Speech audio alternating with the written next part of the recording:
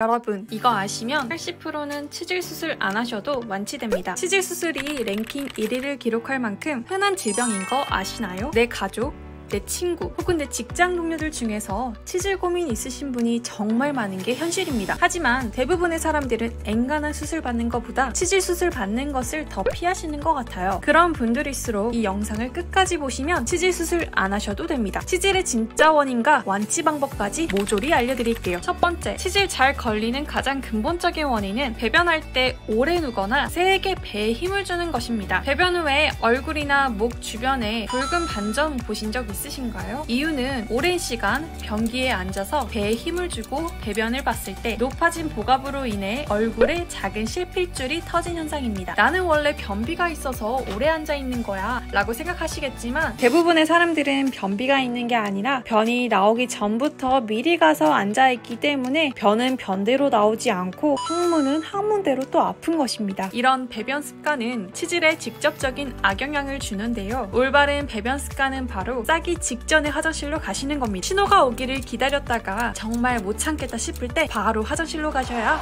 배에 힘을 주지 않고도 빠르게 변을 볼 수 있습니다. 두 번째, 오랜 시간 좌식 생활을 하시는 분. 대부분의 직장인들은 오랜 시간 앉아서 생활을 하십니다. 좌식 생활을 오래 하다 보면 대장 활동이 감소하고 항문 쪽에 압력이 가해지기 때문에 변비가 생기기 쉽습니다. 따라서 중간중간 스트레칭은 필수이고 항문 쪽에 압력이 가해지지 않도록 딱딱한 바닥이나 의자를 피해주시는 것이 좋습니다. 또는 말랑한 방석을 까셔서 오래 앉아도 엉덩이가 아프지 않도록 푹신함을 보충하셔야 합니다. 세 번째, 만성 탈수. 특히 여성분들이 만성 탈수에 잘 걸린다고 합니다. 물 대신 차나 커피를 마셔서 수분을 보충한다고 생각하기 때문에 물을 잘 드시지 않습니다. 하지만 많은 사람들이 오해하는 것은 커피나 차는 이뇨작용을 하기 때문에 물과 상반되는 작용을 합니다. 따라서 물을 제외한 다른 음료는 절대 수분을 보충할 수 없기 때문에 만성 탈수를 없애려면 하루에 꼭 물을 2리터 이상 섭취하셔야 합니다.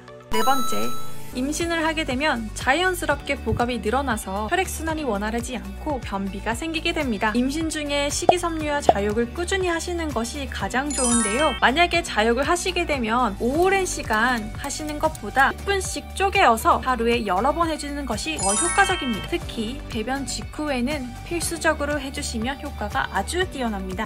다섯 번째, 항문 조이기. 처음 말씀드렸던 배변 훈련과 더불어서 가장 중요한 완치 훈련이 바로 항문 조이기입니다. 항문 조이기는 평상시에 엉덩이를 조여주는 연습을 하시는 겁니다. 이게 잘 되면 배변할 때 배에 힘을 주지 않고 항문을 조이는 힘을 통해서 배변의 굵기를 정할 수 있습니다. 배에 힘을 주면 두꺼운 배변이 그대로 항문을 통과하면서 상처를 입을 수 있기 때문에 항문 조이기 연습을 통해서 배가 아닌 항문으로 길을 조절하셔야 합니다. 마지막으로 부가적인 해결 방법은 생활 습관을 개선하셔야 합니다. 섬유질은 평소에 많이 드셔주시고 과음은 하지 않는 것이 굉장히 중요합니다. 또한 치질 환자거나 오래 좌식 생활을 하시는 예비 치질 환자분들도 유산균만큼은 꼭 챙겨 드셔야 합니다. 다양한 영양제가 시중에 많이 있지만 의사들이 말하는 효과가 입증된 영양제 중 하나는 유산균이기 때문입니다. 그렇기 때문에 다음 영상에서는 어떤 유산균을 골라야 배변 활동에 좋은지,